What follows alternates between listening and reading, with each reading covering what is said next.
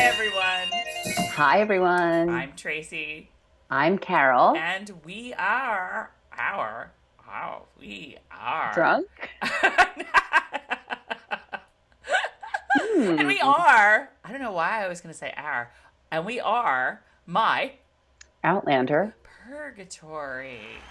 Okay, I'm just realizing that my refrigerator is really bad. So I'm just, hey, everyone, just ignore this. What's wrong with it? It's dirty. Oh. I have kid yogurt handles. Your kids are in high school. Tell them that. Does mommy does mommy still make them wear a bib? I should. And wipe their little faces with a napkin? The 16-year-old is not the culprit. And she is a girl. The newly 14-year-old boy is. Oh, well, they're just boys. Boys just do that. Whatever. So, Carol, what are you drinking this fine, lovely Thursday night from hell around the New Jersey parts? Actually, in my world, it's actually the night got a lot better than the day. Yeah, well, that's true. This is the same thing I had last week. Chills you ever so slightly. A little Oban 18. Well, I decided to go with the only thing that was cold in the refrigerator, which is this Anjou Blanc. It's a Chenin Blanc from France. It's a little sweet for me, but the important part of the story is it's in the Olivia Pope wine glass. Which, for those of you who are not familiar with Scandal, they drink wine out of really, really big glasses because I don't really watch the show, but I guess because they always have sucky days. Because me, much like Claire in this episode, I was pretty darn effed by the weather today. In case you don't I'm sure it will be big news, but there was a big ass snowstorm today. And when we woke up this morning, all the weather guys were like, oh, just a dusting to maybe a coating, dusting, coating, inch, maybe two. So, everybody went to work, everybody went to school. Well, along around noon, 12:30, these flakes started falling, and they're bigger than, say, this copy of Voyager. Okay? By 3:30 when were they those big juicy flakes? Yeah. I love and there were many those. of them, and they were coming down fast and furious. And by the time they were Vin Diesel flakes. There's a whole other story to why I didn't leave work till 3:30, and I should have left work an hour before that, but I won't go into that. But by the time I left work at 3:30, my car was covered with 3 inches of snow. You guys, I lived in New Jersey. Well, except for 5 years when I was 5, before Carol was born, so she doesn't know about it, and we like to talk about it and make her feel bad sometimes. We all get together as a family. Berkeley Heights? Was it Berkeley Heights? No. Well, that was in New Jersey. We lived in California for when I was up till I was 5 maybe. But all the other time, and it's been a long time, we lived on the East Coast. We lived in either New Jersey or Pennsylvania. And I lived in Delaware when I was in college for 4 years, but whatever. But anyway, in all of my years living on the East Coast, I don't think I've ever had as bad a time driving somewhere or trying to drive somewhere as I did today. 2 hours and 45 minutes to go 7 miles. That sounds like the time that John Bon Jovi had that fundraiser down the shore down here for Al Gore 5 million years ago, and it took me 5 million years to get home from Bridgewater. And everybody calls up the radio station, which they did tonight on 101.5 too, and says where they are. Right. And how they're getting screwed by this traffic jam. Right. Because everybody left at the same time. No, the plows weren't out, but they couldn't get anywhere because all the cars that were trying to get home were blocking the plows. There was no police presence at all. Cars it wasn't dangerous because nothing was moving. Literally, I would move half a foot and sit there for 5 minutes. Half a foot. And said, ugh.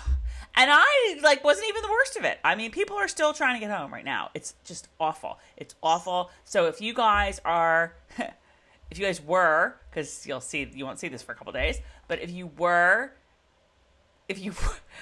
still having trouble getting home after 3 days, I'm sorry. But if you did go through it, you know, I'm sorry. I hope you got home okay. And Do you, like, can you never look at snow again? oh my God. Done. Because let me tell you, I still get a certain kind of chills when I hear John Bon Jovi. Like douche chills? Ooh, I didn't want to say it, but No. you don't mind being November- unladylike. November, well, but I spell it Doosh, so that makes it like not, medicinal. It makes it like Yes, sort of goofy. and I'm sure that's how everyone just heard it too. Didn't you guys? But as of November 15th, 2018, I'm done with fall, done with winter. Fall can stay, done with winter. Done with winter. Screwed. Done with winter. Done. You're kind of screwed, number one. Yeah. Yeah. Wow, I just literally, I forgot what I was going to say in a matter of seconds. and now by saying literally, I sound like my teenagers' friends. They go, oh my God, I am literally obsessed with that. Oh my God, I'm literally obsessed with you. Okay, so before we get into this week's episode, let's just revisit a little bit of last week. And we got tons of comments about last week. Last week was a bit of a controversially received episode, I would say. Because Claire was a big old bitch. A lot of people felt that way. Some people did not feel that way. Some people felt that she was deservedly livid, and I don't think I think I felt that way too. I don't think we were saying that at all. I think that our point that we were making was in the particular time that she was in, she was causing a lot of problems for a lot of other people. But you know, I mean, like, what do you do for your convictions, and how far do you go to uphold your convictions? And you know, people had all sorts of opinions about it. But like a big response, and I would say that like 99.99999% of the comments everywhere I read, in My Outlander Purgatoryville, were really respectful, and it was really great discussion. So like, slow golf clap for you guys, cause thank you. Really, really, really great stuff to read. I would say that it would be almost gross if she didn't feel that way. Of course. So that's wasn't my issue at all, was the way she felt about what she was seeing. It was the way she doesn't think about the consequences of her actions. Right. And I think some people's point was that doesn't matter what the consequences of her actions were, because what she was fighting against, or what she was, you know, the conviction she was trying to uphold, like, trumped that. You know what I mean? Trumped any repercussions that there might have been because of her actions. I'm a big fan of diplomacy, so I did not necessarily think that she should have handled certain things. I always feel that way about her. The way she says things, the way she does things. She doesn't think before she acts. Right. And you would think by now that she would have said to herself, I'm in the big old 18th century, and I need to scale it back. And it's like a monsoon outside. And I need to think about this. I'm hating this. What am I going to do? I don't know. I sit here and say that, but maybe I would have freaked out on that time too. It is kind of interesting. Like, and I never really thought about it from that perspective. Like, what would I do? Like, how would I react? And it's just so hard to even imagine being in that place. So, you know, good on Katrina. Like that must have been some interesting backstory thinking that she had. But I'll tell you how I will tell you would act. I probably would immediately like grab Tom and go like to our chamber and close the door and be like, I'm not staying here. You know, I'd be like, this is the 18th century and this is the way they do things and I don't like it. And, Right. But here we go again with trying to change the past and trying to, do you bother? Are you going to have any kind of an impact? Is it going to change the future if you go back to the past and start making all kinds of fuss? And I'm sorry, I found it very interesting the way they showed that trying to change the past was not appreciated by the very people who she was trying to help. Right. So very when Rufus himself is like, yeah, no, this was pretty ill-advised, Dr. Claire. I have a damn good job here. Yeah. You keep this up and I'm going to be out there in the field. But anyway, so, good on everybody for the great discussion that episode brought to the table. I was very psyched today because during our live tweeting, we were talking about River Run, and like I had tweeted to John Gary Steele about like how exactly did they, is it a real place? Is it green screen? Whatever. And I did see a little like post show like behind the scenes thing, but he did tweet back to us and let us know that it was basically some facade. It was a facade, I think, built onto an existing smaller structure, or the porch or something. And then, and then the columns. The second story was a green screen. Tom and I said that today. We were like, oh my God. And I said, what do you think this is? And I was thinking more of like private residence or museum, like, right. or real, and Tom was like, rubber. It's a rubber model. Oh, that's Tom Stark. He's so smart. Okay. So anything else to cover, or should we jump right into episode 403? Jump right in. Episode 403 is called The False Bride. Carol, do you know why? Oh, dear God. I had a way tired day. I really didn't stop and think about it. The only thing I could think of was the obvious was Bree. Since when is she Brianna? Like, I know to Claire, but like, what happened to Jamie calling her Brina? I know. That. You know what else it's so funny that you should say that, because one thing I wrote down this week is, and you guys, I'm sorry, it's a book thing. It's not a big deal to the TV show people, but it's a book thing, and I just miss it. Talk amongst yourselves. I feel like Jamie hardly ever calls Claire Sassenach.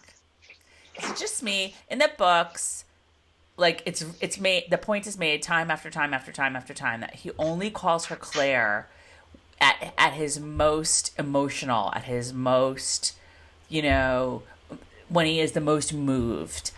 And I feel like he, it's just me. It's just a book read. I'm a book reader. I like Sassenach. I'm saying that I apologize. I wish he called her Sassenach more. I know he said it in the episode, and I went, oh, we never hear that. I know he says it. He calls her that like 30% of the time. In the books, he calls her that like 95% of the time. Yeah, so like he might call her, like he might yell Claire when he's looking for her in the woods, but when she comes back, it's all Sassenach, Sassenach, Sassenach. I would think. Right. Well, that was always the thing, was that when he was being serious or intense, he's the most moved. When he was the most moved. But it's a book thing. It's just a little quirk for me. The show is fine without it. It's all good. That was a lot of the commentary last week, too. What? I saw Jamie, a lot of people saying, like, what has happened to the books? I do think it's been remedied a little bit in this episode. But we'll get into it. I actually did guess what the false bride was, but it took pondering for 2 hours and 45 minutes in the car today. Now, I did think about it a lot, and then I realized, and I Googled it, and I was right. It is the name of the song that Roger sings. Oh. Doesn't it make sense? Little foreshadowing from Roger. I was like, bride. I mean, it could be Brianna, but like that kind of doesn't make sense. And what other bride is there? Like, was it Fiona? No, she's the real bride. Fiona. Fiona. So yes, it's the song. It's the name of the song is The False Bride. I can't wait to get to that because Tom had a very I don't know what I would call the question that he had, but he had a very interesting question. Well, let's plow through this beginning part. So it was fun. It was fun to see Sophie Skelton and Richard Rankin back in the starting. The writer is Jennifer Yell, who I don't think has written anything for Outlander before, but I think she did a good job for some reasons we'll talk about later. I was very impressed with her writing. And director is Ben Bolt. And I don't think he's ever directed anything either, because he has an interesting name that I think I would have remembered. Our Easter egg is the big stag made out of twigs. Big Eric. I don't get it, but okay. Is that like maybe someday, if you bother to watch Monarch of the Glen, you will. Oh, okay. Okay. There's Tracey, a new come on. I know. Man. I know. There's a new Scottish show on Netflix. Did we talk about that last week? Outlaw King. Outlaw of the Glen. I don't know. We watched that the day it came out. Was it good? We were actually in the infusion suite at the hospital, like sitting there with the iPad. Like, oh my God. In fact, I have to watch it again because we had to keep stopping and starting. And then we came home and watched the last 20 minutes or something. So it was good. It was, Chris Pine. I know. I love Chris Pine. I do. I think he's one of those actors that you just feel like, I bet you he's the sweetest, nicest guy in real life too. It just, when you see him interviewed, he seems really real. Mm-hmm. But part of that show, I was like, are they keeping him quiet because they're not happy with his accent? Like, so much of that movie, he's just like... he's like pondering. I've not seen it, so we'll have to talk about it another time. I'll try to watch it. I don't know that you would like it. It's kind of... Ooh. I don't want to say slow, but it's one of these movies where there's stuff simmering, but it's very... Mm-hmm. Okay. All right, so we open on 1970. There's a big moving truck out in front of the Wakefield estate. And it's empty inside. And Roger's sitting there. The manse. That's true. The manse. It's empty because Roger has sold it to Fiona and Mr. Fiona. I was bumming at that. Yeah, I was kind of bummed. But you know what? What's Roger going to do rattling around in that big house all by himself? And meanwhile, here's Fiona. Here's Mr. Fiona. You know there's going to be baby Fiona like any day now. And then there's going to be like 400 baby Fionas because she's going to have like 7 or 8 of them, I'm sure. So it's a good place it's a good match, I think.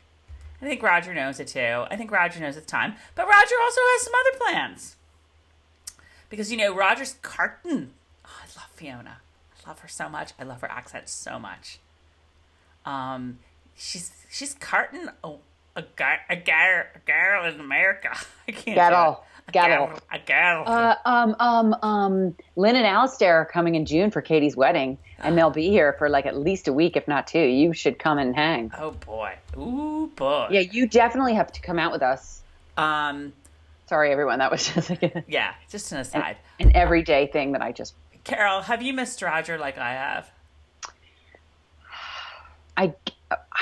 I struggle with Roger because Roger isn't my book Roger, but he's so good and he's so lovable and I really like him a lot and he's a great actor. So I'm very taken by him, but sometimes I remember my Roger and I'm like, what?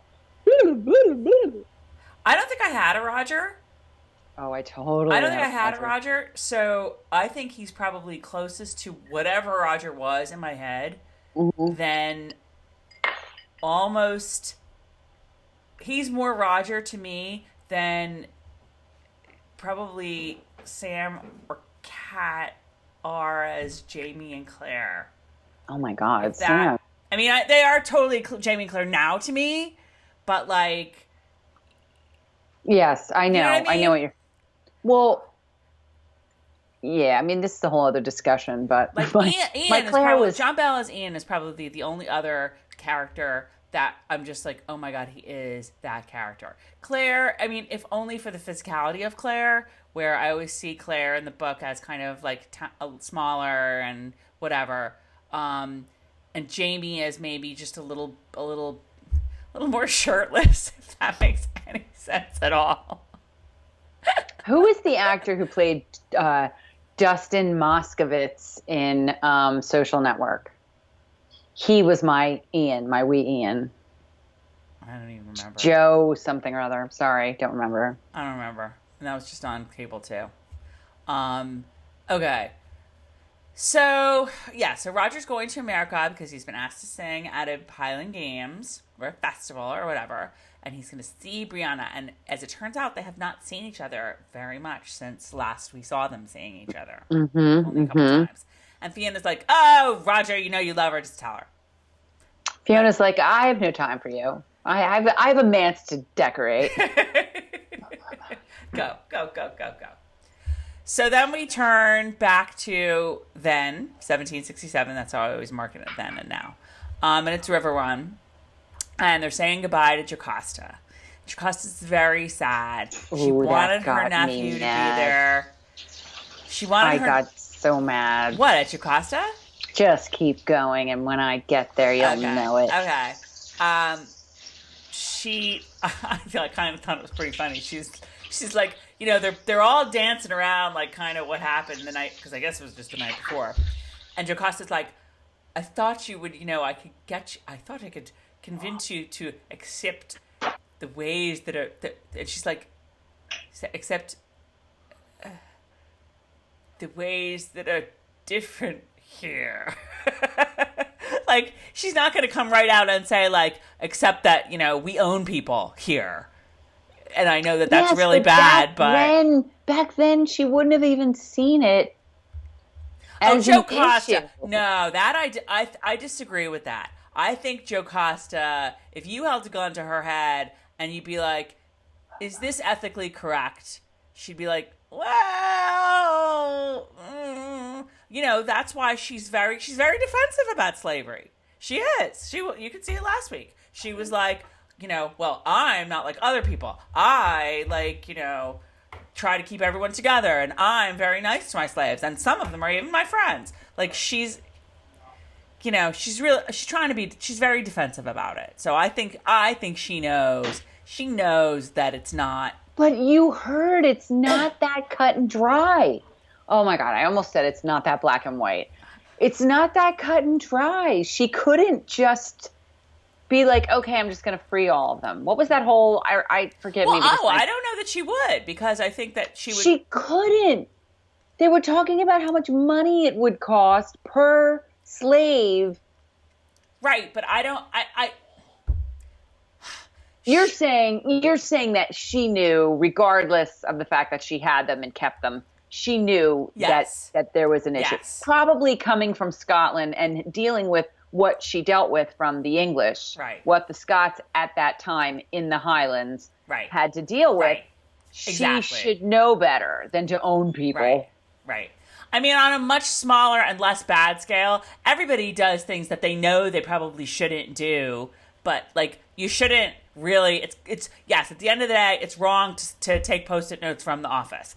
Do you do it? Of course you do it. You know, like, because...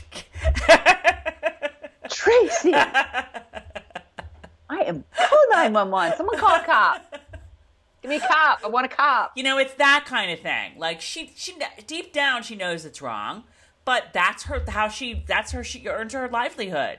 And, right. You know, so whatever. But I just found it, like, kind of, like, almost amusing that she was just, you know, she's never going to come out and say, like, you know, that we keep slaves, and even though it's wrong. Anyway, so she's not really into the idea of Jamie being a printer. Jamie's like, you know, well, we'll go to a big city, and Claire will be the healer, and I'll find work as a printer. And she's like, she made, like, the Scottish noise. And then she's like, all right, well, here, I want to give you something. And she opens this box, and it's a big box of candlesticks. And she's like, these were your mother's, and I want you to have them. And I gotta say, like, nice job from Sam, because when they said that little goodbye, she's like, I really do wish I could see for 2 seconds so I could, like, look at you, just see what you look like. And he really, like, you could see he had tears in his eyes, and it was a lovely, lovely He's very scene. good with that this season, with the little moments and the tears in his eyes, and being extremely believable. Yes, I completely agree. So that was a really nice scene, and later on we get the goodbye from Claire, and then, now's when I'm going to jump right on in. Well, and it was just one thing, that Ian finally convinces Jamie, I'm a man now, Ian. Just like that was your Siri. Just like, I'm a woman now, no, I was thinking of Kris Kringle. I'm a man now, Tante. I'll take the toys down the mountain to the whispering winds. To the village. That was when Rudolph started sounding like this.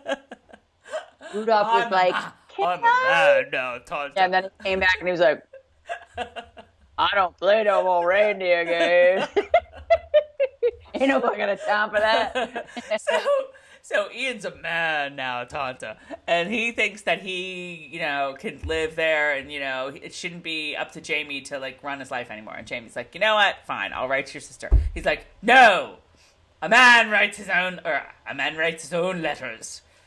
And I loved that. I loved that so much. I love Ian so much. I love him so much. And I saw a little inkling, without going into any spoilers, a little inkling of the man he will become there. Loved it. Yes. I bet I know exactly when it was, because I did too. And I was like, oh. Yes. Yes. Yep. Okay. Now we're at the Claire says goodbye to Jocasta, and I just have one word written here, and the word is meow. Again, so many. I don't know. What did she think she was going to find going to a plantation in the Carolinas in the 18th century? What did she think she was going to find? Oh, let's go to Jocasta's. It's going to be wonderful. Like, and then she's just so on her high horse. I was annoyed at that too. And even Jocasta said something to the effect of, look, we agree to disagree, but you could be frickin' civil, Claire, when you're leaving my home that I've shown you such hospitality in. Again, that you like, it's not like it's today. I just feel like Claire's got to cut some of these people some slack sometimes, because of the century, because of the other time that she's in. Right or wrong, right? No. Accepted as hell, accepted AF, or as my kids make fun of me because I'll say, accepted as AF. Yeah. So you have to rein it in a little bit when you're dealing with these people. Well, yes, you can show her that you're not happy with this and that you're not comfortable, but you just don't have to be so full of yourself. I will say this in Claire's defense. I think that Claire was kind of like, I just want to get the heck out of Dodge. Thank you so much. Appreciate the hospitality. Peace out, Cub Scout. And Jocasta, I mean, in Claire's defense, Jocasta is really the one that comes back with, you doing Jamie a great disservice. Well, she's allowed because she's Claire's elder. And Claire needs to recognize she's Jamie's aunt. She's older. She's white. No, maybe not wiser, but she's been around the block. She's known Jamie since he was a wee nothing, a wee twinkle in his father's eye.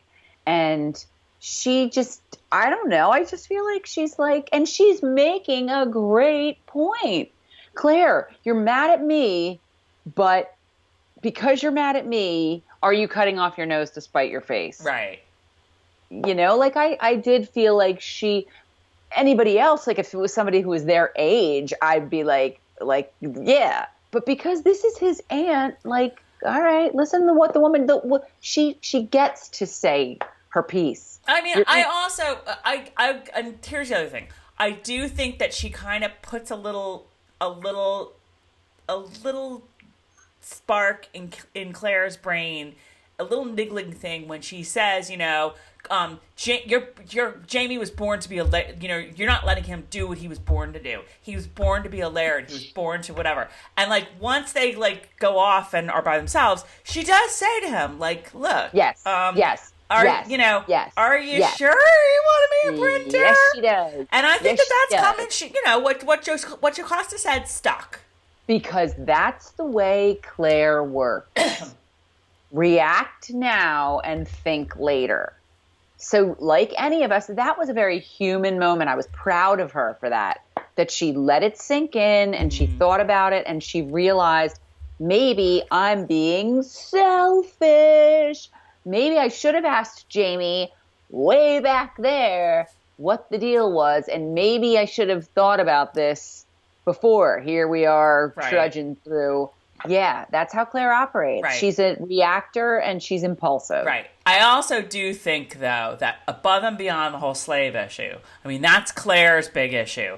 I think, and it's a big issue for Jamie, too, but I think that there are other issues with agreeing to Jocasta's request or, bequeathment or whatever, that would have kind of screwed Jamie, and he knows that. And so I think that there are other issues besides the slave issue that ultimately he would have said no to being Jocasta's heir.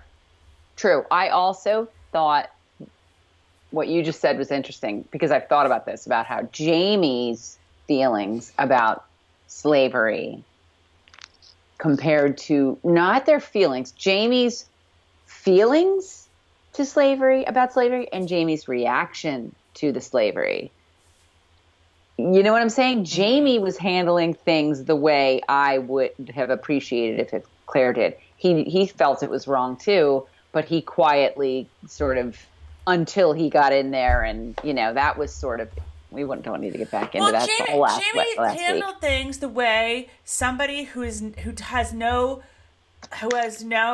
knowledge of what is possible handled something. Like oh my God, like, okay, we go on an airplane because that's how we get around here. If we're going to go somewhere else, we go on an airplane. Well, if somebody were to come 200 years in the future and they're like, you don't take this pill and your molecules dissolve and they show up in the other place that you want to be. Like, that doesn't happen here.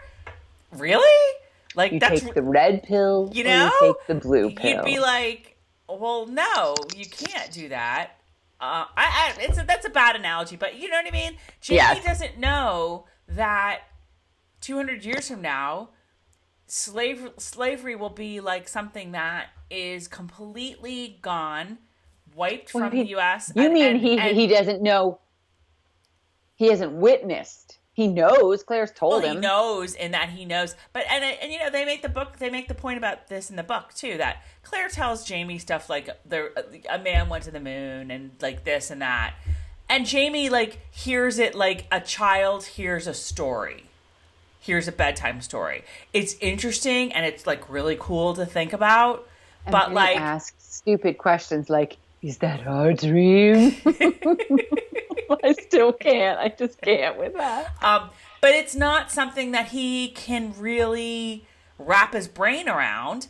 Just like the idea that wait a minute, you mean that 200 years from now, everybody is going to there won't be any slavery because it's people will have realized that it's wrong, and not only a war will have been fought in part because of that. It's something that he can't. It's not real to him, so it's not part of his reality. It's part of Claire's reality, and that's why she acts and reacts the way she does. Anyway, that was just a delicious scene between Claire and Jocasta. Clearly, they are at odds. They have disagreements, but it also, to me, said clearly we will the two of them will meet again. It was just so funny. It was so funny to me that like Claire's talking to her like in the doorway. Yeah. Jocasta's all the way across the room, and Claire's talking to her in the doorway, and I can imagine Claire going like this, like, you know, here you go, blindie. And what's her name? Too bad you can't see this. Yeah, and what's her name going like, I can see shadows. Oh my God, too funny. Too funny. All right. Okay. So, Tracey, hang on. I'm sorry. Keep going. Guys, I'm so sorry. Keep going. Is that keep a going. ghost that's going like, whoo? Yes. Whoo, whoo. I don't really know what's going on here, but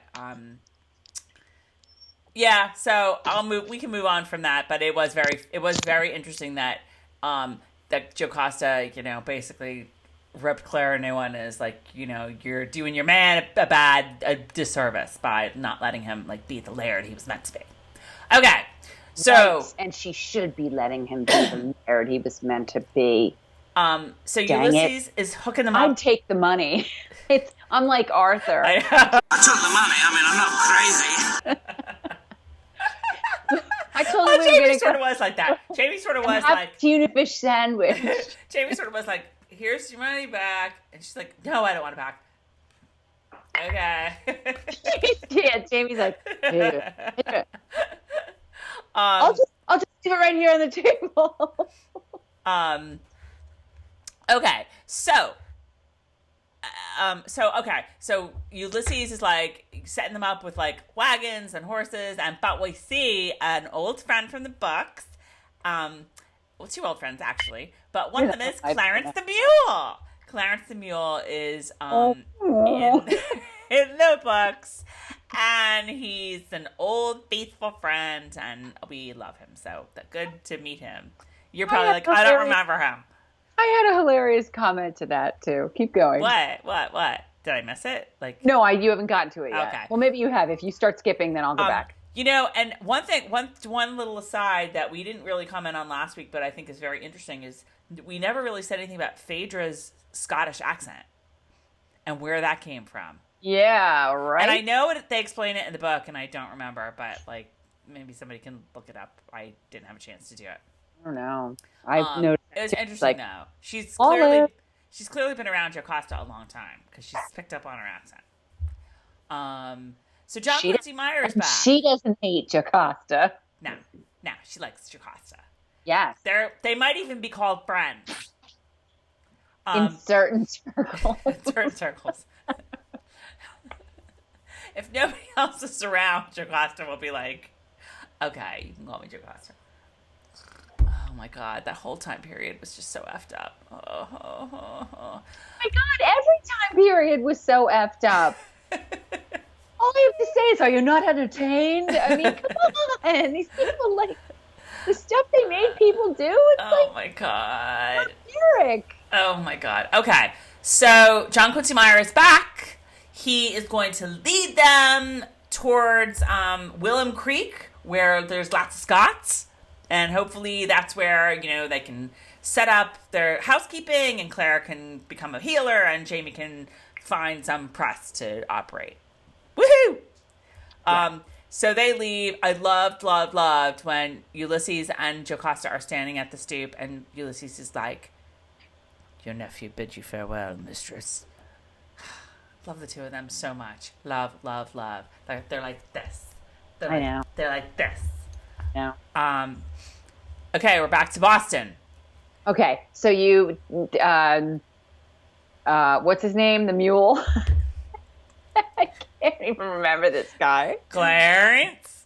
You guys, I do have to say, I love that I can't remember, because I am, towards the end, stuff went down that I was like, oh yeah, I loved seeing it. Clarence, when he came along and Ian was all, and I'm like, I said to Tom, like, isn't Ian like, I want to be worldly and travel the world and see everything there is to see? But meanwhile, he's like obsessed with this dude who has like a donkey Wait. who walks around the Are you woods. talking about Clarence or John Quincy Myers? Oh, I'm talking about him. Who's Clarence? I have no idea why you're like, Ian's like this. The mule? The actual mule? Or Do you think I was like, that mule is like a euphemism for something? Sorry. My head isn't with me this week at all. The first night I've been home all week. Oh, I'm you so guys. out of it. I'm You sorry. Keep going. guys. All Keep right. going. Okay. Yeah, I thought you were talking about that. Whose name? I'm like, how don't I remember this guy from the book? John Quincy Meyer. There is somebody who has surgery done on them in the dining room at Jocasta's house. Tracey's obsessed with the I surgery. know, and it's John Quincy Meyer. I can't believe that you We talked went about on. that a lot last week, and I cut it all out because we don't need to talk about it. But whatever. I can't believe you just went on for as long as you did about a mule. No, because you were like, Ian was like, that's his mule. And I'm like, That's what are you my name. talking about? I keep wanting to call this guy John Quincy Adams. Grizzly Adams. Okay. Let's go to Boston.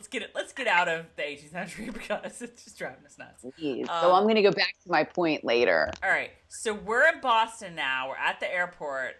And look, it's Bree picking up Roger at the airport. And like, that's an awkward meeting right there, folks. Hi. Hi.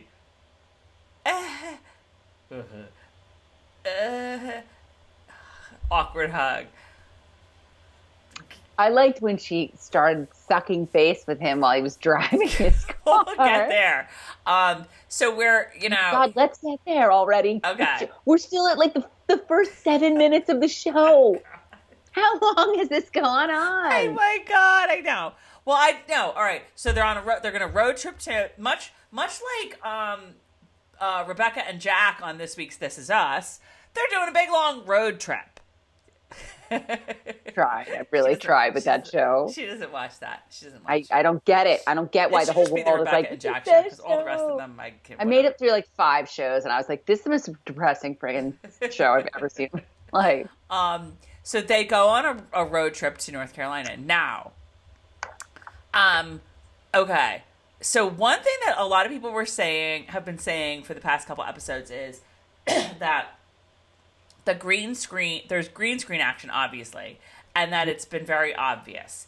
And one place that was supposedly obvious was when they were on the river. And I gotta say, I have not noticed any issues with the green screen. And I watched the show. By the time I'm all in, I've watched the show 3, maybe 4 times, including at least one time, well, all times on HD. So whatever. I haven't really noticed it. But there's one green screen thing that I noticed a lot this week. And that is this. And let me ask you this first. In the car on the road trip going to North Carolina, were the windows up or down? I never noticed. Oh my God, did I never notice? This just gets on my... I think they were down because, like, here's Roger driving and he's like this. Like, with his arm like this. And I'm, like, looking. I'm like, I think his elbow's like out the window, but here they are. Like, ever drive in a car with all the windows down? And we're driving in a car. What happens? Yes, today. What every happens? once in a while. What happens when all the windows are down? Your hair blows Yeah. all over the place. And are you like this? All roads lead to Outlander and hair with Tracey. Are you like this? The minister's cat is what? I can't hear you. The minister's cat is No, What? because in that time period, there was not air conditioning, or it was not easy to come by. Well, I'm not arguing that they had the windows down. I'm arguing that like it That wasn't like, it didn't look like the right, windows right. were down. So that was a little like I think you're using green screen here for Crazy. showing that. It's I like, mean, Bree is like a foot smaller than her parents with dark brown eyes. If we're not supposed to care about that, then we really can't care about hair not blowing around. All right. And Okay. believe me, I pay attention. All right, I just turned it on, so I'm looking right now to see. Oh my God! Don't watch the show. Ah. Hey, you can't ask me a question like why their hair wasn't blown around and expect me Well, not no, to. because maybe I was wrong and maybe they were just sort of resting their elbows on here. But I think that they were out the window like this, and it just always bugs me. Okay, moving on. I loved that they did the Minister's Cat. Because that is a game that they play in the book. They started it, and I was like, the Minister's Cat. And Tom was just like, he didn't read book 4, so he wouldn't know that. He started drums. I just don't know how far he got into it. So this is fun to see it from his perspective because he doesn't even know half this stuff. Oh, see, he's a you guys, TV show watcher now. I always said that, yes. I always said to Tom, just the point where maybe the series doesn't have all the stuff that I like the most is when you would start really liking it. Like, of course he likes the Scottish stuff, but I really feel like it becomes more of a book that a guy could really sink his teeth into now. You know what I mean? Right. All these different characters and out in the bush and the Carolinas and right. Well, because they're not, there's not, looking at Jamie's rippling muscles every 2 seconds. Thank you. That's what used to drive Tom insane. Like, right. We're at this really cool fight scene, and next thing you know, I'm looking at his butt. I'm hearing the contour of, the curves and nuances of the shadow of Jamie's rear end. That's what drove Tom insane. Oh my God. Okay, so as you referred to earlier, so, they're playing the Minister's Cat, and Bree's all like, oh, you're so beautiful. That was weird. And then she attacks him.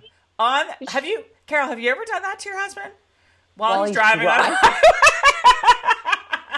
Show of hands, you guys, watching this video. Who has ever, tried to, full-on make out with their husband while their husband's behind the wheel? Oh my God, no. I was like, what is she doing? So weird. Bree is just she is an odd duck, that Bree. Well, I felt like it was very put on. She was trying to be silly. Oh, I'm so carefree. Let's make out while you're driving. I don't know. It also didn't seem like Bree to me. Her parents are both so safe drivers. She's an engineering major at MIT. I know. She should know what happens if you surprise a driver like that. Yeah. It's almost like she read in a Judy Blume book that she was supposed to do that. Cosmo. Judy Blume books weren't written yet. What? In Cosmo. It's this month's Cosmo. 5 ways to get your guy excited. Number 3. I think I just heard myself. Number 3. Make a move on him in the car. He's driving. Number 4. Kill him and yourself.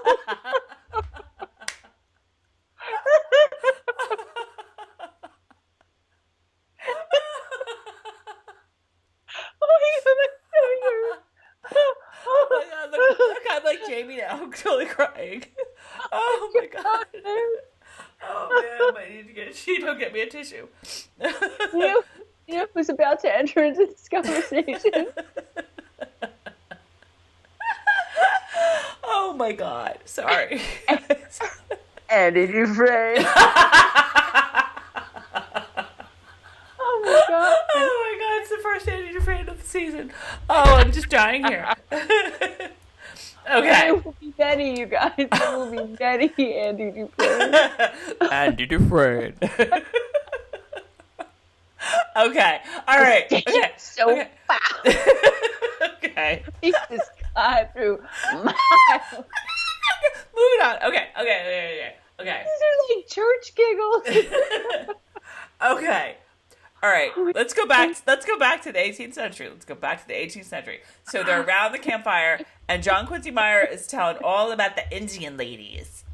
and how they're really like hot and stuff, and how they choose their husbands. They're very progressive, those Indian ladies.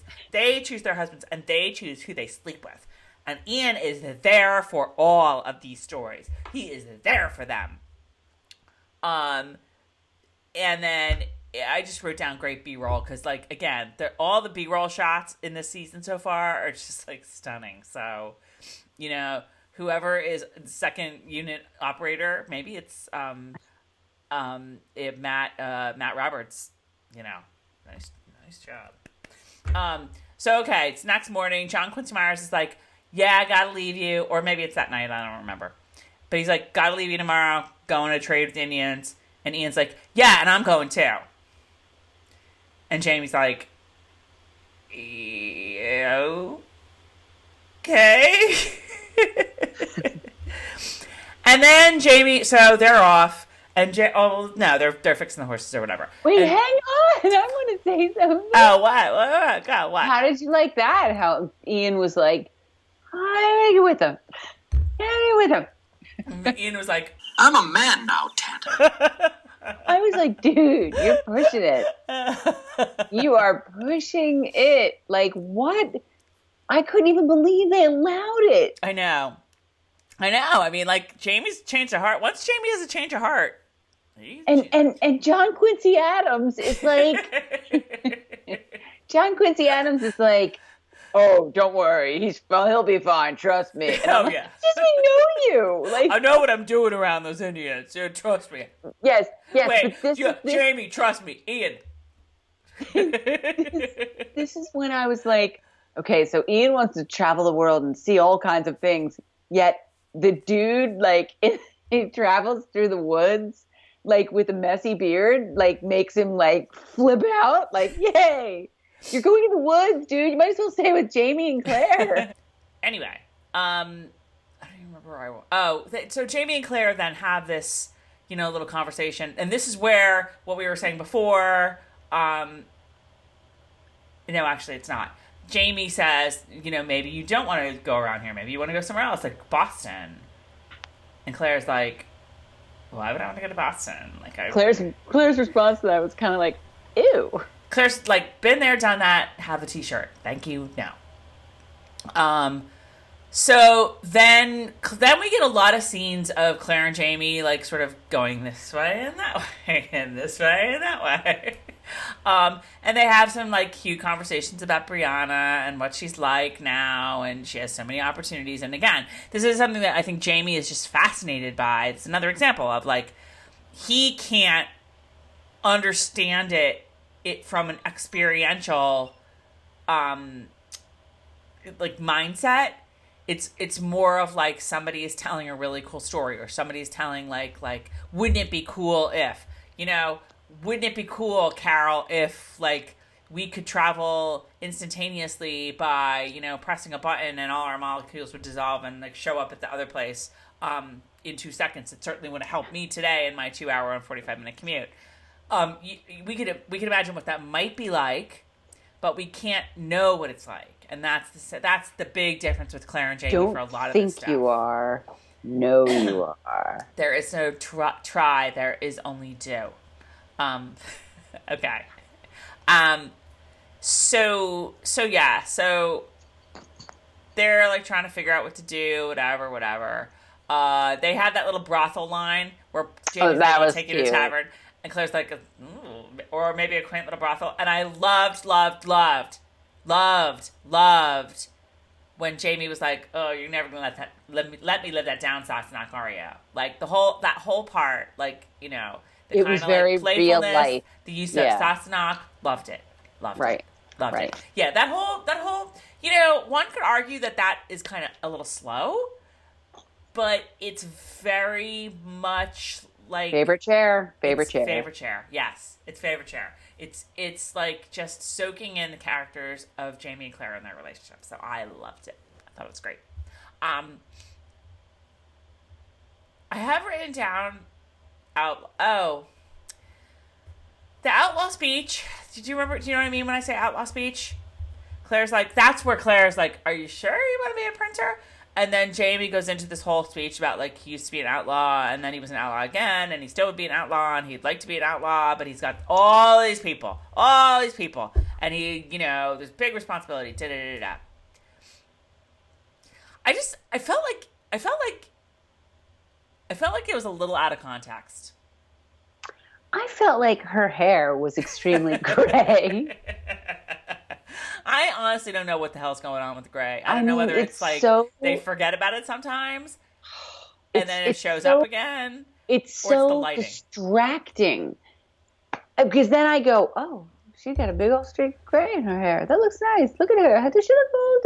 And next thing I know, they're on like the next scene, and I'm like still.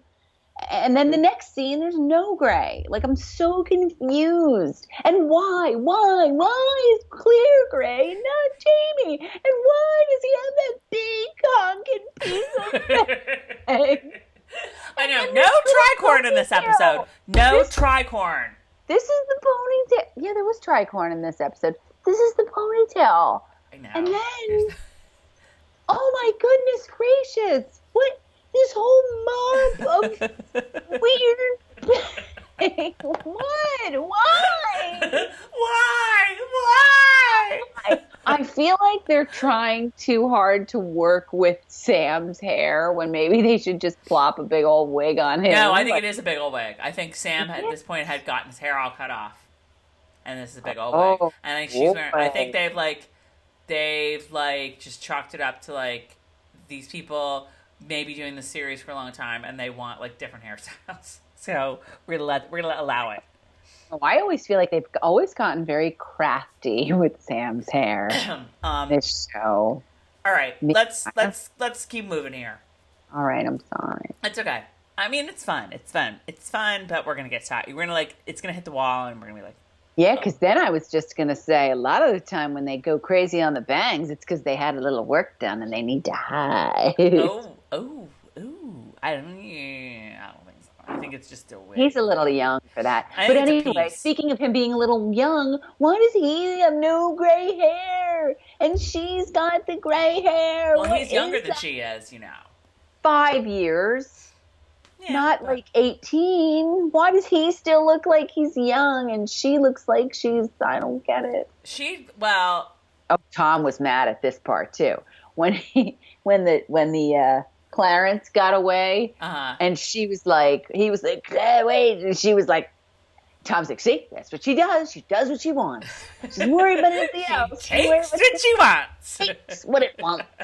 He's like, she doesn't worry about anybody else getting hurt. She didn't think about anybody else's. No, he told her not to, and she went anyway. I know. Like, why don't they both go after him? Like, why had they stopped? I don't even remember why they had stopped. I'll tell you. Because they do what Claire wants at all times. Yeah, that was a little like... It just takes what it wants. Okay. So Clarence runs off, Claire goes after him. And we're back to the present. And it's the Highland Games. We're there. I've never been to a Highland Games. Carol, have you? Well, here's what I found interesting was that the song they were singing... I was like, isn't that Irish? Like, I've been to many a Celtic... Like where it's kind of Scots and Irish. Well, we've been to a Cayley. Have we ever talked about your Irish past, Carol? Your Irish dancing past? Here it comes. Why weren't you forced to Irish dance a la... what was his name? What's his name? I don't know. Who? The dude from Riverdance. The dude from Riverdance? I don't know. So you guys... Michael Flatley. So we grew up across the street from an Irish family who had 5 girls. Irish American. The Brickleys. They were not off the boat from Ireland or anything. They just were. Well, was Nan off the boat? No, I guess not. Nan was off the boat from Philly. She was off the boat from 69th Street. She's off the boat from Philly. She lived near, what's her name? You guys who does the thing on Saturday Night Live, Tina Fey. Oh my God. Well, Pass Young? Yeah. Isn't Tina Fey from she went to Marble Newtown. Yeah. No, Tina Fey's Philly Philly accent is flawless. Yeah, how you doing? We crossed many waters up the Schuylkill River to give all yous a message. Philly's mad strong. From the little babies to all our moms and pop-pops, we's ready to fight. Flawless and Because she perfection. had one. Oh my God, it's so crazy. These guys don't know what's going on. I can't even do it that well. I challenge if any of you are from, first of all, I was going to say if any of you are Native American, have Native American background, I'd love to hear your take on Indian versus Native American, past, present, etc. And also, if any of you are from Philly, we will go head to head, one-on-one with a Philly accent. So bring it. See, when we moved to Philadelphia, I was already in like middle of third grade, so I think my accent was set. Like I didn't really have a Philly accent. None of us talk like that. We talk the way we talk now. Right, but I think you like were immersed in it a little more than I was. It's also around people's parents who. Rusey grew up on 69th Street too, so right. Rusey had that accent. Rusey was the mom of the girls across the street. But anyway, because this is gonna go on forever. So the girls across the street, 5 of them, one was my age, one was Carol's age, but we were all really close in age. But for whatever reason, they all did Irish dancing. I don't know how they got into it, but all of them did it. They were all really good at it. If any of you guys are from Philadelphia of a certain age, you might remember the Al Albert showcase that was on Saturday mornings in Philadelphia. And the Brookleys would be on Irish dancing sometimes. And Captain Noah. But that was another. You got to say Captain Noah. Send your pictures to dear old Captain Noah. So anyway, so for whatever reason, I guess Carol, one of the Brookley girls was Carol's age, and they were like best friends. So Carol started Irish dancing, and our mom and the Brooklyn's mom, Brucey, were pretty best friends too. So I don't know how Carol got roped into it, but she did. I did, and our mom Patsy was, as Patsy would say, is as Irish as Patty's pig. So that side of our family, my mom's side is Irish, but obviously our dad's side is Italian. So Carol started Irish dancing. And she did, so the competitions are called a fesh, F-E-I-S, yes, a fesh. But, God, and you're telling me not to Carol, would you demonstrate some Irish dancing for us? Hop 1, hop 2, hop 1, 2, 3, 4. Shuffle. We can probably... Well, next time we're together. 1 shuffle, hop back, 2, 3 step, kick, hop back, shuffle, up 3, hop back, shuffle, up 3, hop toe and toe, 1 shuffle, hop toe and toe, 1 shuffle, hop, 1 shuffle, hop, 1 shuffle, hop back. Carol and I maybe we'll demonstrate, because Carol would teach me a little bit of it. On Thanksgiving, Carol's going to be at my house, so maybe we'll do a little demonstration there. So anyway, Carol did some feshes and like won a couple medals, whatever. But a Kaylee is more of what you would do, like just like a party, basically. I remember going to a couple of Kayleys with the Irish dancing people. And it was just like, you'd go, dance, eat some food. It's all good, whatever. And our friends, the girls across the street, all who Irish danced, now the oldest of them has a daughter, and she Irish dances, as does the daughter of our cousin. And they're actually really good. They're like nationally ranked, and our cousin's daughter, I think, has won like world medals and stuff like that. It's really crazy. So some of you guys whose kids are into Irish dancing, let us know. Okay. Anyway, after that detour, back to the Kaylee. So that's how we know what a Kaylee is, because it's a big party. So Bree and Raj are learning how to dance the Kaylee. I didn't really know there was the actual dance of that. And Bree calls Roger, tells somebody that Roger's her boyfriend. And her bae. Roger's my bae. Her boo. He's my boo. Roger's my boo. And Roger just beams from ear to ear.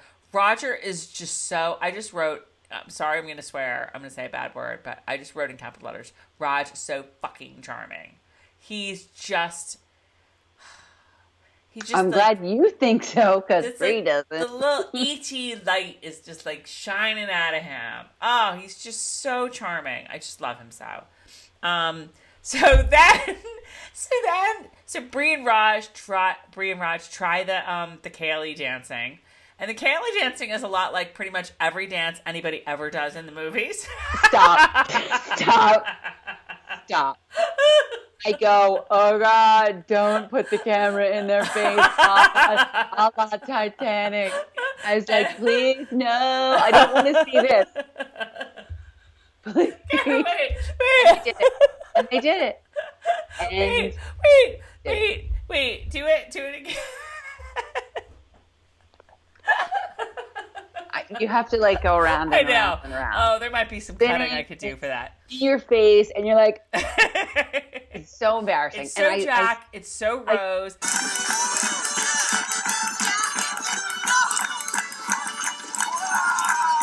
It's so Airplane.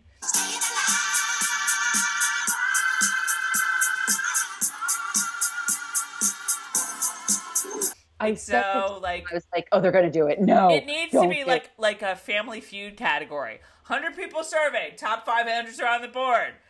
Where are you going? What is a movie scene where 2 people cross hands like this and spin around and you see their faces? Titanic. Survey says. Still my best girl, Cora.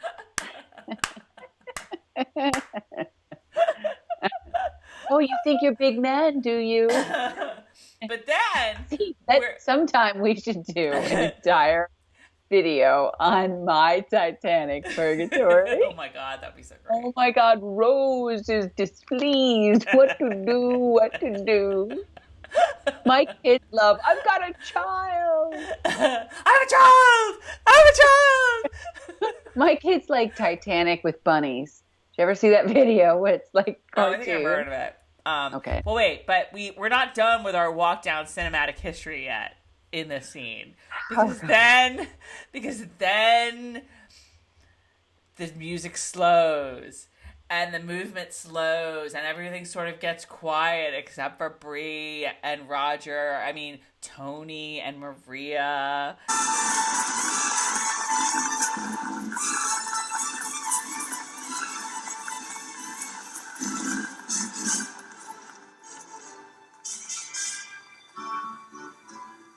And then we hear, oh my God, I can't remember what we hear. I don't know. We hear some song. We hear like, do you not know what I'm talking about? In the show, the way they all of a sudden brought yes, it's Tony and Maria from West Side Story, and she says, "My hands are cold, so warm, so beautiful." I never picked up on this. Oh my God, it was so West Side Story. I never picked up on that. All I can hear is, how many bullets are left in this gun? Enough for you, or even you? All right, keep going. Come on. Now we're really... I have to go to bed.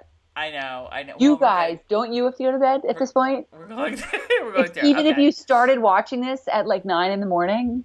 Okay. So we're back to then. Clarence comes back. No Claire. Jamie's like, Claire!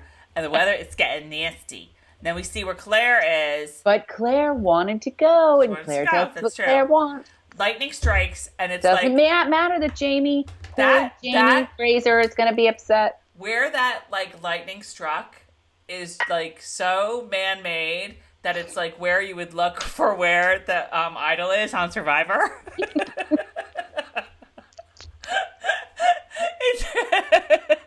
I was like, gee, I've never seen a lightning strike like that before. Yeah, the pencil, like, totally. And Claire was like...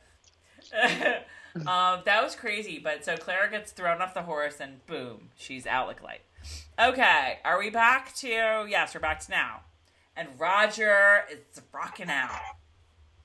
And then he's going to take it down a notch and do a slow one for the ladies. And Bree is into it. Bree is blanking in her blanks. Bree is on Fuego. Bree is loving every minute of it. Bree you is might as well be liking John Bon what Jovi jumping out there. So they're like leaving the music tent and they're whatever, and Bree, they start making out. I don't know, whatever. They have some banter. They start making out. Yeah. Bree's like, Bree's like, Roger's like, all right, we'll see you tomorrow. Here's my cabin in case you need anything. But I don't want you to do that because you're a good Christian girl. But Bree's like, wait, I have a present for you that I bought in the gift shop while you were getting ready. And she hands over a book, and it's called Scottish Settlers in Colonial America.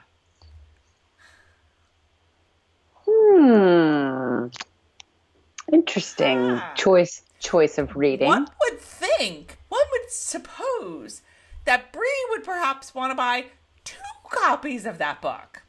One to give to Roger, and one to read for herself, because as it happens, her mother went back to colonial. Well, now she doesn't know her mother's in colonial America, but that's true. So I guess I can forgive. She is. I guess I can forgive Bree for that because Bree assumes that they're in Scotland right now. But she hopes. Oh, true. So Bree would not know that, but this episode also brought that out in me at one point, and I even wrote it down and said, "How could you leave your kid?"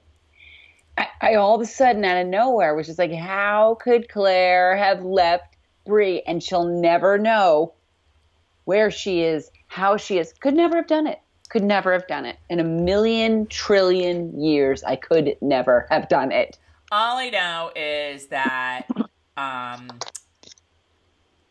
think that's going to be some interesting reading for Raj when he maybe opens it up on the plane home to start, For the Raj. I think there's going to be some sort of action like, stewardess, turn this plane around.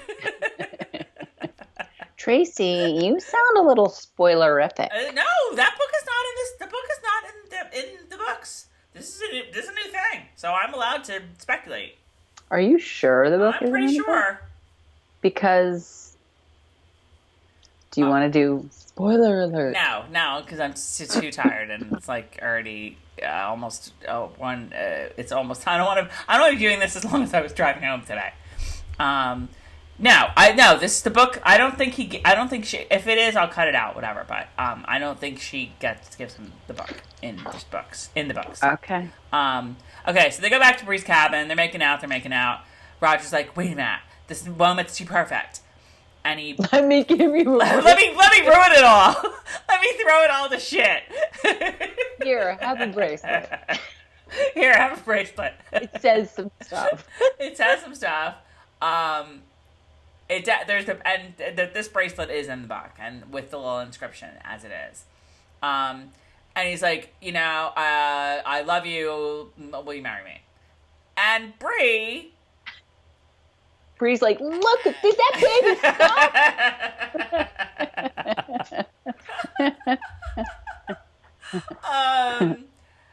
Bree is just like, yeah, it's not the right move, Raj.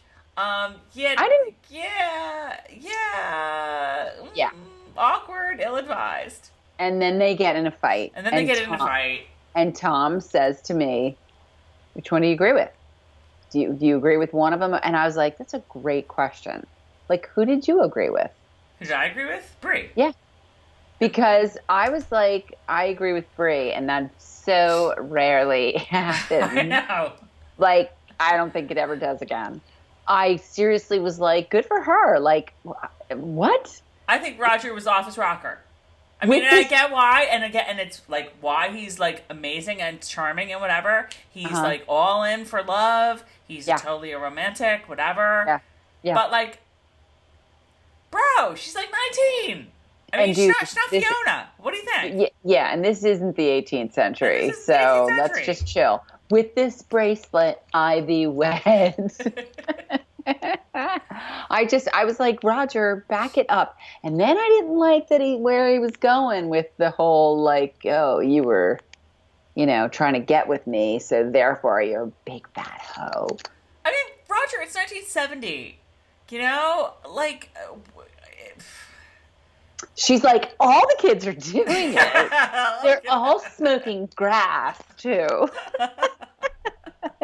She's like, it's 1970. Everyone is.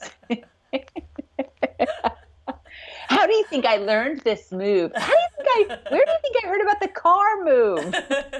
Or the throw your shirt on the deer move. How about that? I was like, there's the shirt, and he turns around and she's like in this bra. So weird. I was like, this is uncomfortable. Maybe he thought it because it was kind of a prudy bra. Like, it wasn't, But it was the time period. Tom made mention of that. Oh, that's true. That's true. But it was kind of like, are you really going to make that move if you're the big V and like you're? Maybe she didn't want to be the big V anymore. Well, I think she just figured it would be with Roger because she really likes him a lot. Right. And she wanted to do it. She was all in on doing it. Right. And he was not all. He was all in on not doing it. Until they did it. Until they, the move with the shirt and the bra, I thought was very like forward. Yeah. No. More like. Well, here's the other thing. Don't forget, like they had sort of been awkward, like Roger really wasn't making moves. I mean, he did a little bit, like when they were walking back to the rooms, but that was only because, like, she's like, "So, Roger, what other hidden talents do you have up your?" All right, sleeve? Continue before I start losing it. I'm really good at throwing my shirt on Big Eric. Oh no, that was a deer, wasn't it? Wasn't that a deer? Didn't you expect Roger to go, "How's the rest of this moose?" He must have really hated that moose. Okay.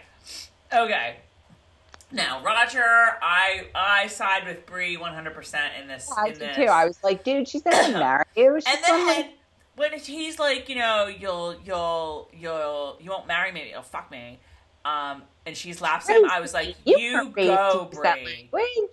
You go, girl. I wrote down Raj stomps off like a big baby. And that's what he was. He did. He was a big baby. He totally was a big baby. Okay. Claire wakes up. We're back then.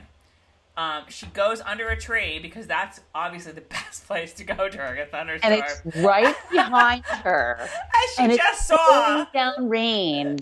And there is a lovely little lean-to right there. But it's a tree. And didn't she just see a tree get struck by lightning and like, I know. split in half? She didn't even care. She set up camp. She was like, "Oh, my boots. I'm going to put these over here. No, wait. I'm good." Wait, did you talk about her boots? I said she took her boots off. She take her boots off. Why did she take her boots off? How did she take her boots off? I don't know where you're going. Oh, shoot, I had boots on and I took them off. She's going to take her boots off. I can't get my foot up that high. But she unzipped her boots. She unzipped her boots. She unzipped her boots. She did. Did that make anyone? I'm like, she's taking off her. Wait, what? What did she just do? What did she just do? Yeah. Yep. I hear you. I didn't notice that, but I'll. Right away. Now, unless like she and Jamie decided, like, after they had the reunion night, they were like, this zipper thing, we can make a fortune doing it. So unless they were like, let's make a fortune and invent zippers, pretend we're inventing zippers, and Claire might be like, but they're not invented till for 100 years, and Jamie might be like, let's change history then. I don't think that happened. So, did Claire bring my tongue? Did Claire bring the boots with her with zippers and has been wearing them all this time? I'm going with yes. I'm going with suspension of disbelief. You have to tell yourself. I'm going with a hard suspension of disbelief right there, because I was just like, what? What? Those look like the boots, because I watched this yesterday. Those look like the boots I wore today to work. Now, think about it. Think about what you just said. You probably want to skip. I want to talk about what happens with the boots, because you just made me think of something. That magic brings them somewhere else? Well, wasn't that so well done with the Indian coming across? And it was like a horror film, and he was like, now I'm far, now I'm here. And when the boots were, it was so like Blair Witch. It was so cool. Anyway, so when Jamie found the boots, and Jamie was like, oh, I'm glad you have your wits about you, whatever. The Indian ghost, Diana just loves her ghosts, doesn't she? Mm-hmm. The ghost Indian takes her boots and places them over where Jamie's going to see them. And, he's sort of, you're figuring, trying to get them back together. But she looks at the skull and sees that it has fillings. So she knows he was a traveler. But you just made me realize that the Indian ghost saw her zippers on her boots. So he knows she's a traveler. But he's a ghost, so he can't really tell anyone. So I find that interesting. It is interesting. Well, the boots with the zipper, I'm going to have to just pretend I didn't see those. But I didn't see those. Thanks a lot. But Ian's never seen them. If Claire just kicks off her shoes, clearly Claire's not kicking off her shoes. Not even going to go there, because that's a house of cards waiting to fall right there. Not even going to go there. Just thought it was interesting. Yeah, but she could talk her way out of that with Ian. He already thinks she's so spectacular and Auntie, worldly. What is this? Oh, that's something they're making in France now. Yeah, and he'd be like, France, Auntie, I'd love to go to France. What do the French women like, Auntie? Jamie got to go to France when he was younger than me. And do all those French girls. Okay. Jamie, like one of your French girls. Actually, just draw me like one of your French girls. This is a Titanic kind of evening. Okay. So she finds a skull. It's really creepy. Wait, what? It's really creepy. And then she starts hearing things. And she finds some sort of stone that is pretty.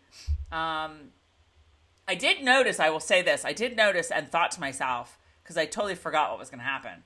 And I was like, that skull has some really good teeth for being in the 18th century, because they're straight and even and good.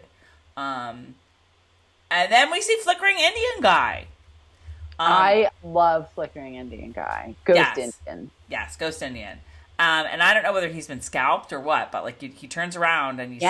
Something happened to him. Yeah. And I have to say that this is why I said earlier in the episode that I thought the writer did a really good job, because the writer stitched together portions from very different parts of the book in this whole episode, and it made total sense. It totally worked. This scene with Claire finding the skull and being out in the rain, and I guess it's rain, and all that stuff happens way later. But it was really smart to put it here. It really works. All right, we're gonna go back to North Carolina one more time now. It's the calling of the clans. Bree sees Roger, sits down with them. They start to I feel bad about what I said. But then Roger's like, so, you've had a change of heart, and you, smartened up. So annoying. And Bree's no. At this point, I'd be like, psycho. And Bree tries to give back the bracelet, and he's like, no, it's a gift. I gave it to you. And then they're like, Clan McKenzie! And he's like, gotta go. Yeah. And then They go. They burn. He's the only Mackenzie there. I know, right? Well, no, I think he's just the representative Mackenzie. Okay. I think maybe there are other ones. And they burn the stag, whatever, and he looks but, and but, Bree's gone. But so's Bree. What? She's a Mackenzie? Yes. I don't know that she knows that she's a Mackenzie yet. Okay, all right. I don't think that Claire really ever was like. No, I don't know. I don't know. But they didn't call any Frasers because I listened and I didn't hear any, unless I just didn't hear it. But then so Roger looks over and Bree's gone, and clearly he's gonna have to Uber home because Bree was his ride. So, yeah. Okay. Back to the past. Claire wakes up. Her boots were made for walking, and that's just what they did. Are you ready, Boots? Start walking. They walked Ew, away. she walks around in like the bog. I know, in her stocking feet. I just thought that too. feet. She's so dirty and like, Ew, ugh, so she's gross. never gonna get that I was dirt like, out. So she follows the footprints that she sees, and there she finds Jamie. and they lead her home. And he's like, why didn't you just stay with your boots? Because they're right here. And she's like, I did, and they were over there. And they're like, that's weird. And so she's looking at the skull, whatever. And But wait, it was so unrealistic because in real life, it would be like, no, I swear to God, I took those boots off and I couldn't find them. I woke up, they were gone, and now they're here. That is so gross. We got to get out of here. And then I really panicked because I still hadn't taken the zippers out, and someone's going to find them from the future. And future. But she's not even like, and normally you'd be like, oh my God, we got to get out of here. Meanwhile, Jamie's all, no, let's live here forever. Well, no, so she's washing the skull, and then she's like, oh, Jamie. And she points out there are fillings in the skull. And I forgot about that part, but I forgot about a lot of it, but once it came back, I was like, the guy with the fillings. yes. No, wait, no. I'm lying through my teeth. I don't know that I remember that the guy had fillings. I didn't remember till we saw them, and then I was like, oh yeah. I remember Freaky Ghost Indian. I kind of remember Freaky Ghost. Yes, I remember Freaky Ghost Indian. But okay. I didn't remember till I saw them on the TV show that the fillings were there.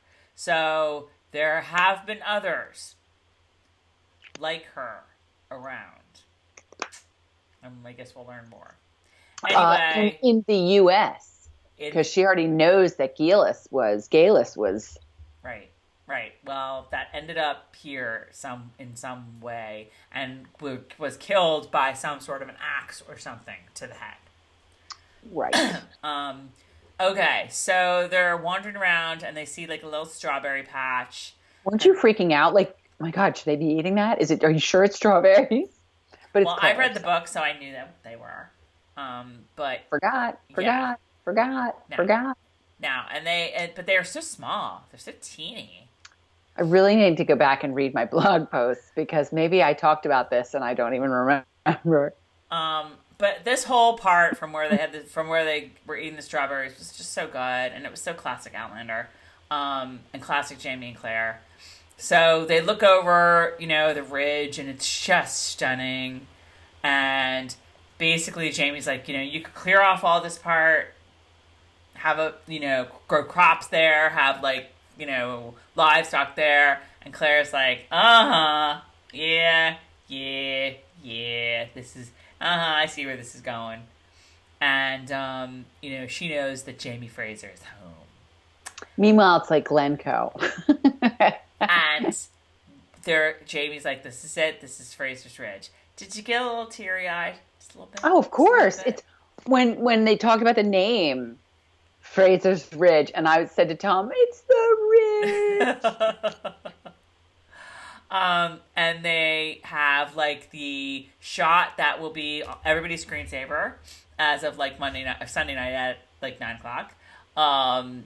And then that's it. Oh, Fade to black. look at And the that. music at the end was just like, it was swelling and it was just so American. And it was great. It was really, really great. It was really great. Deal with the devil. How's Kenneth? Sing long life.